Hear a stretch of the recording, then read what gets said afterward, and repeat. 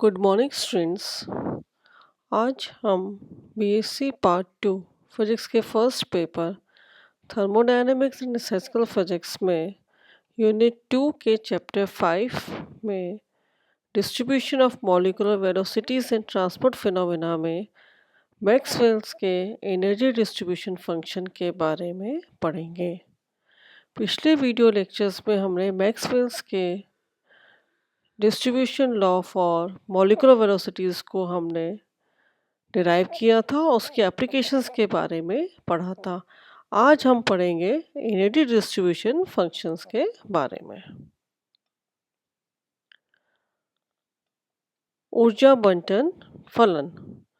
माना m द्रव्यमान वाला एक अणु c वेग से गतिशील है, तो इस अणु की स्थानांतरण ऊर्जा E का मान होगा E equals to half mc²।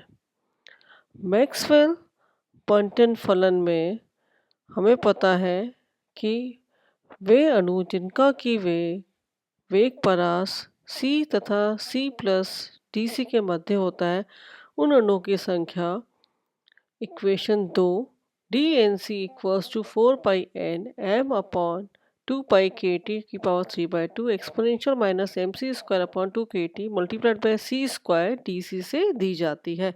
इस इक्वेशन में यही फर्क है, यहाँ हमने b का भी मान रख दिया। यहाँ पर ये a क्यूब नहीं आएगा।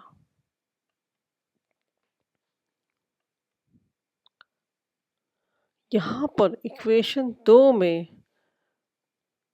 हम देखें तो चर घातांकी टर्म जो है मीन्स एक्सपोनेंशियल टर्म जो है exponential minus mc² upon 2 kt में हम देखें तो इसको हम लिख सकते हैं हाफ mc² बाय kt, अर्थात ये क्या है, दो टर्म्स स्थानांतरण ऊर्जा हाफ mc² E और राशि kt का नेगेटिव ऋणात्मक अनुपात है। मैक्सवेल्स ने जो प्रारंभिक कार्य किया था उसके पश्चात बोल्ट्जमैन द्वारा प्रस्तुत व्यापीकरण में मैक्सवेल बंटन फलन जो केवल स्थानांतरण गतिज ऊर्जा से संबंध है, एक अधिक व्यापक फलन की विशेष अवस्था है। इस ऊर्जा बंटन फलन को हम मैक्सवेल्स बोल्ट्जमैन फलन भी कहते हैं।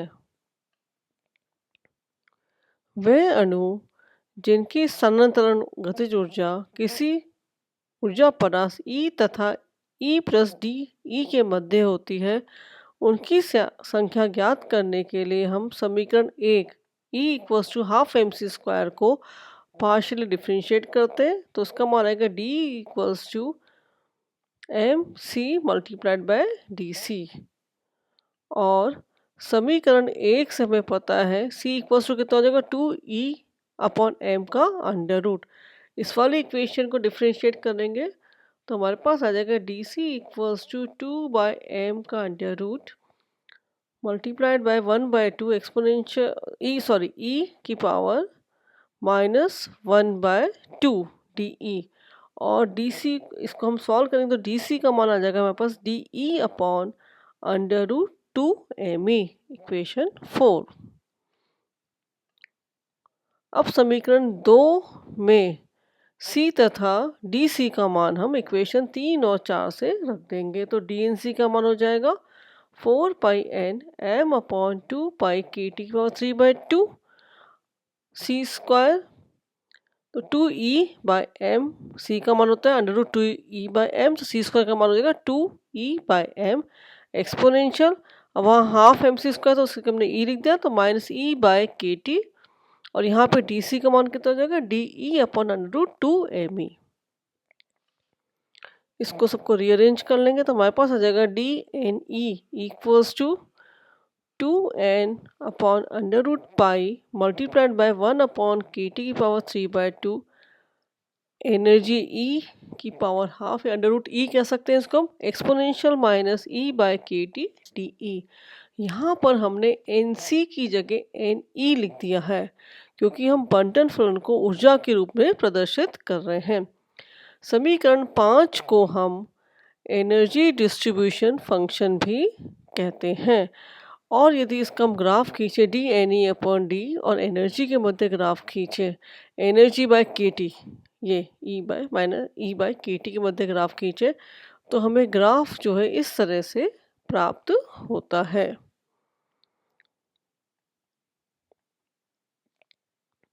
समीकरण 5 में ऊर्जा परास E तथा E प्लस डी के मध्य अणुओं की ऊर्जा होने की प्रायिकता कितनी हो जाएगी, P equals to D N E upon N, और हमारे पास आ जाएगा P प्रायिकता का मान आ जाएगा 2 upon under root pi multiplied by 1 upon K T की power 3/2 E under root E exponential minus E by K T D ई।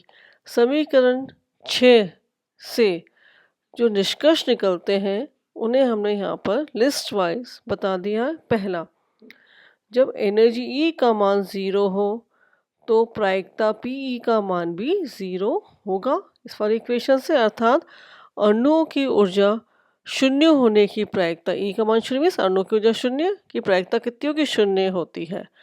अणुओं की ऊर्जा शून्य होने की प्रायिकता भी शून्य होती है। एनर्जी के ऊर्जा के लघु मानों के लिए, अर्थात जब E का मान KT की तुलना में बहुत कम होता है, तो इस चरघातांकी पद को हम लिख सकते हैं, ये पावर में जाएगा EX का मान ऑलमोस्ट इक्वल्स टू 1, क्योंकि कितना होता है, EX होता है 1 plus X square upon 2 dash higher order terms हम नेग्लेक्ट कर देंगे तो EX का मान आ जाएगा 1 के बराबर। तो इसका मान कितना हो जाएगा, 1 हो जाएगा। इस स्थिति में ऊर्जा परास E तथा E प्लस डी के मध्य ऊर्जा होने की प्रायिकता क्या होगी, प्रायिकता या अणुओं की संख्या होगी, ऊर्जा E के वर्गमूल के समानुपाती होगी। ऊर्जा के अधिक मानों के लिए, अर्थात जब E का मान KT की तुलना में बहुत अधिक हो, तो इस स्थिति में चरघातांकी पद जो है वो अधिक प्रभावी डोमिनेंट हो जाता है और अणुओं की संख्या जो है ऊर्जा बढ़ने के साथ साथ चरघातांकी रूप से कम होती है। ये हम पीछे चित्र में भी देख सकते हैं। इस चित्र में इस तरह से पहले तो ऐसे चलता है, फिर उसके बाद चरघातांकी रूप से ये कम हो रही है।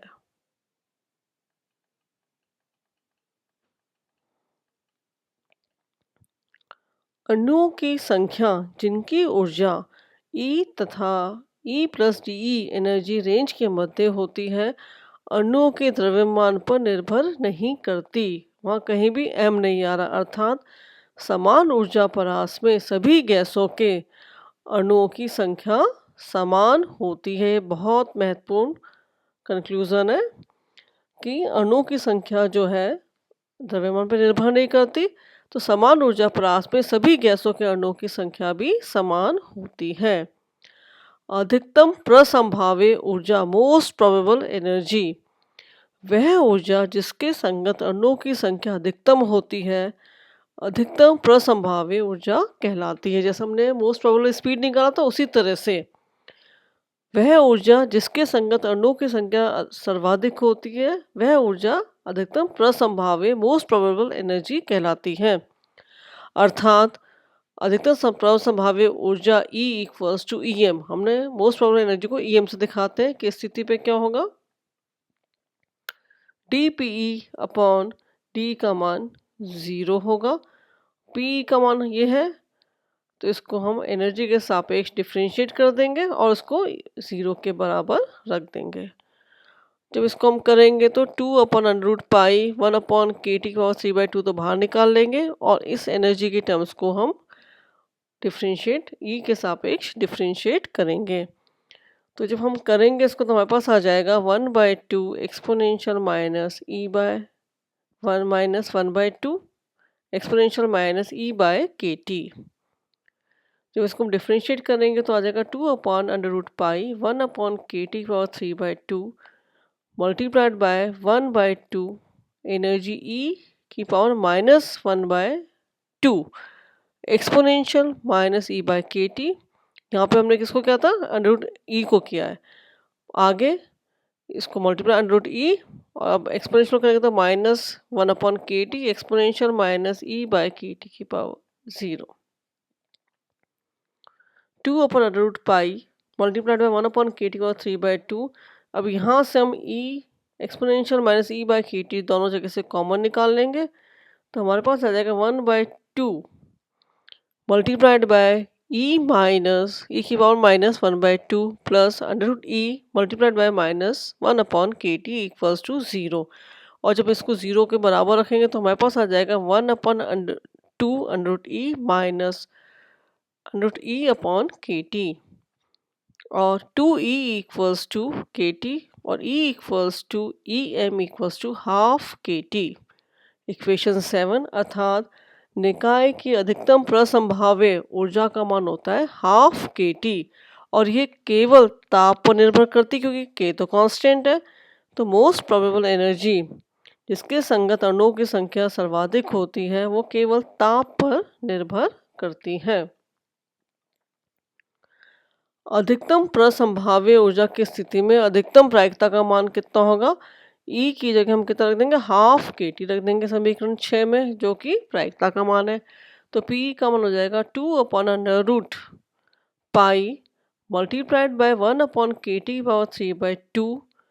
अभी हमने √e की में क्या रख दिया? Half kt। तो half kt⁴1/2 exponential minus kt/2/kt और P का मान हो जाएगा 2/√π 1/kt⁴/2 1/2 kt⁴1/2 exponential minus half और P का मान हो जाएगा 2/πe ये वाला e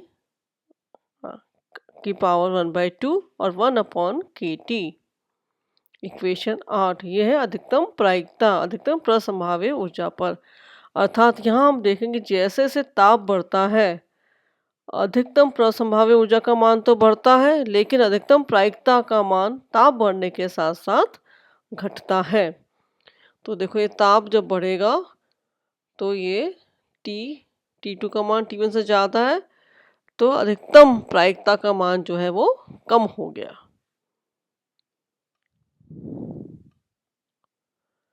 अणुओं की माध्य गतिज ऊर्जा एवरेज काइनेटिक एनर्जी वो हम निकाल सकते हैं। E इक्वल्स टू हम क्या करेंगे? ये तो एनर्जी हो गई, ये प्रायिकता हो गई, उसको हम 0 से लेकर इन्फिनिटी तक इंटीग्रेट कर देंगे। समीकरण में Pe का मान रखेंगे तो E इक्वल्स टू आ जाएगा 2/√e π 1/kt⁴3/2 0 to infinity integration energy की power e⁴3/2 exponential minus e/kt dE।